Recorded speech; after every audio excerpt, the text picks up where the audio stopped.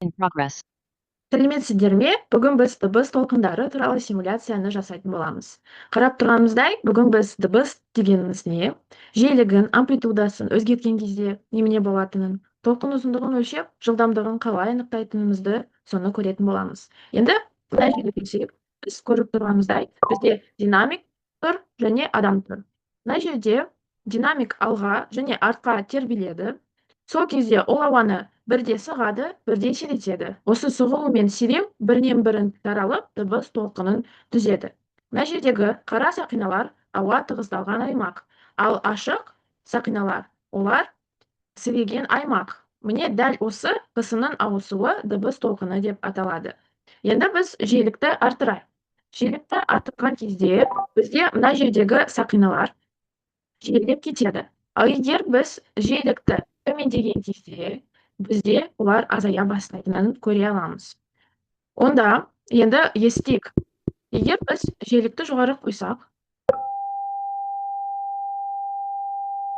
содан кейін төмендесек,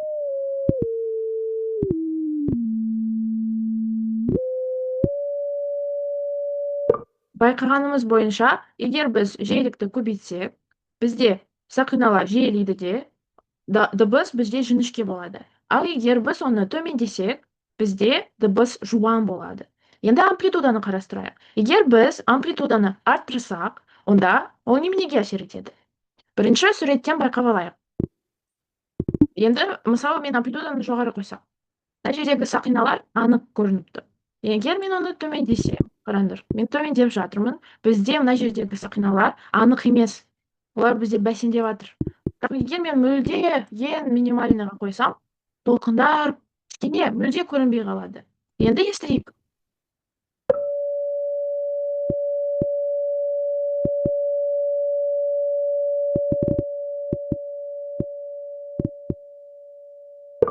Şimdi немене байқадыңдар?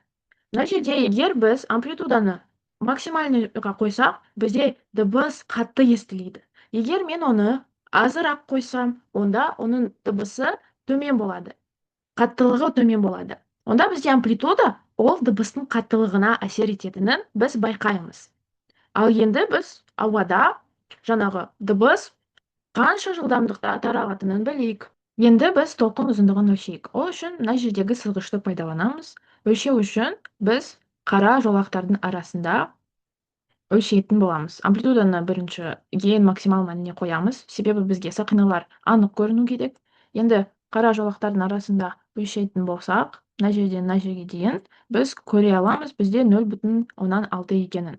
Онда бізде толқын ұзындығы 0,6-ға тең. Және бізде жиілік берілген, ол бізде 550 Гц. Және бізге анықтау қажет жылдамдығын ауадағы. Онда бізде лямбда көбейтілген жиілік болады. Ол бізде 0,6 көбейту 550. Ол бізде онда тең болады. Нешеге? Ол бізде шамамен 330-ға тең болады. 330 метр секундқа тең болады. Енді егер біз салыстырсақ, дыбыстың ауадағы таралу жылдамдығымен, онда олар бір-біріне өте жақын болатынын көре аламыз. Енді келесі демонстрацияға көшейік.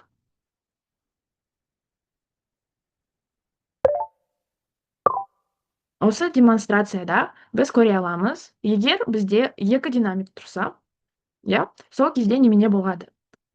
Қосқан кезде біз көре аламыз, бірінші динамиктің өзінің айналасындағы сақиналар болады, екінші динамиктің айналасында өзінің сақиналары бар болатынын көре аламыз. Енді біз тағы да байқағанымыздай, екеуінің бір-біріне қабаттасады, соның нәтижесінде бір жерде олар күшейеді, бір жерде олар бір-бірін жойғанын көре аламыз. Енді бізге білуіміз қажет нәрсеміз, егер адам мысалы ортасында, немесе осында, немесе осы жерде тұрған кезде, ол бізге әсер ете ме, әсер етпей ме? Соны қарастырайық. Енді мен қосайын, естейік.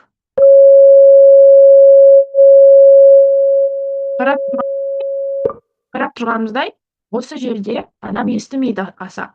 Бірақ егер мен олардың қабаттасқан жерінде, күшею жерінде қойсам, адам анық еститін.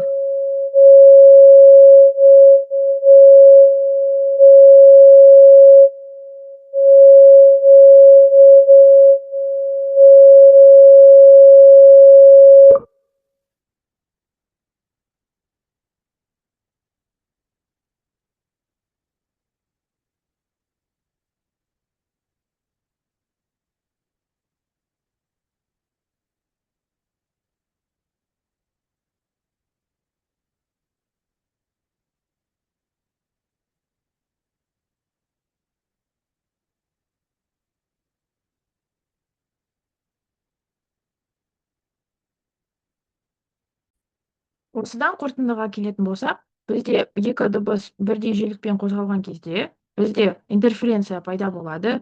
Олар бір-бірінде қабаттасқан нәтижесінде біресе олар күшейеді, келесіде олар азаяды немесе бір-бірін жояды. Жойған жерде оларда деструктивті интерференция пайда болады. Сол кезде адам бізде аса естімейді дыбысты, ал күшейген кезде толқындар бір-бірін, онда адам анық еститін болады. Сонда бізде ауаның ішінде де интерференция бар екенін байқаймыз. Енді біз келесі демонстрацияға көшетін болсақ, енді осы демонстрацияны қарайтын болсақ, бізде дыбыс ауада таралған кезде дәл солай сақиналы тәрізді тарайды. Және мына жерде бізде қабырға тұр. Ол қандай да бір бұрышпен тұр. Енді қарайық, бізде дыбыс, мысалы, қандай да бір бөлмеде таралатын болса, немене пайда болады? Міне бізде дыбыс таралып жатыр. Көріп тұрғанымыздай, дыбыс ол бізде кері бағытта шағылып жатыр. Демек, бізде дыбыс жарық сияқты шағылу қабілеті бар екен. Ол бізде жойылмайды, ол бізде қайтадан кері бағытта келеді. Ал егер мен мына жердегі қабырғаны бұрышын өзгертсем, ол дәл сондай бұрышпен шағылатынын көреміз. Демек, ол жарықтың заңдары сияқты сыну бұрышы шағылу бұрышына тең екенін көре аламыз. Енді кішкене көрсек басқаша, иә.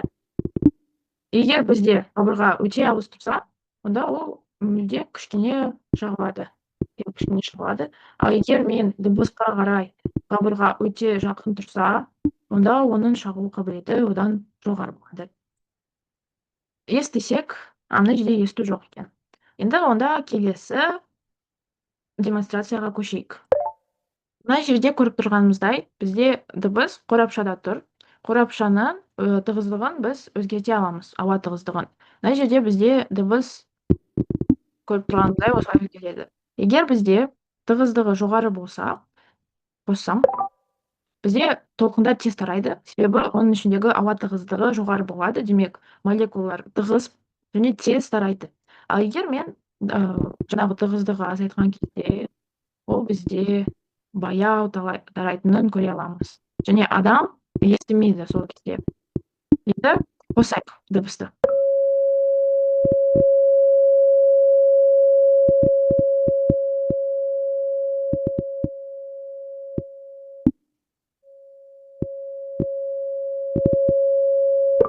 Осыдан біз көре аламыз. Егер бізде ауа тығыздығы жоғары болса, адам оны тез естиді және анық естиді. Егер бізде ауа тығыздығы мүлде болмаса, онда ешқандай дыбыс шықпайтынын көре аламыз, себебі молекулалар бір-бірінен алшақтау орналасады.